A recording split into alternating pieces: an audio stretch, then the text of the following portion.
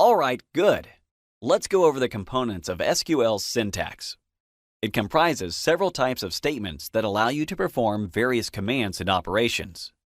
The data definition language, DDL, is one type.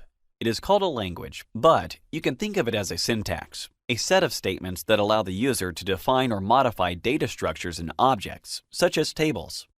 One DDL statement is the create statement. As its name suggests, it is used for creating entire databases and database objects as tables. For example, if we want to create a table, we must abide by the following syntax: create table, object name, column name, and data type in parentheses and semicolon. As expected, the create statement creates an object with a certain name. In this case, we are creating a table. Given we have to assign columns to the table, after specifying the table name within parentheses, we must also indicate the names of the columns and the type of data contained in each column. Look at this example. With this line of code, you can create a table with the name cells, containing one column, called purchase number, that will store only integer values. Easy, right? Don't worry if the table name coincides with the name we've assigned to the database. This is a common practice. On one hand, the syntax will make it clearer when you refer to the database and to the table. On the other hand, it is logical. It makes sense for a database to bear the same name as its main table. Okay, great. Observe how simple the syntax of the create statement is. You will have to write it at the beginning of the line and then directly point out the type and name of the object. Awesome! And why did we start with an example where we created a table and not some other object? Because it helps us understand better how the alter statement works, which is the operation to be carried out when altering existing objects. For example, we can use alter to modify a table by adding, removing, or renaming one of the columns in the table.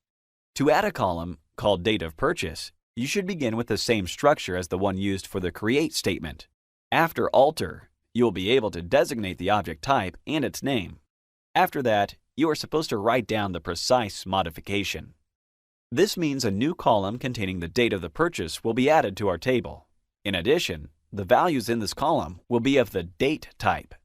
Intuitive, right? What if you want to delete a database object? In that case, you can use the drop statement to do that.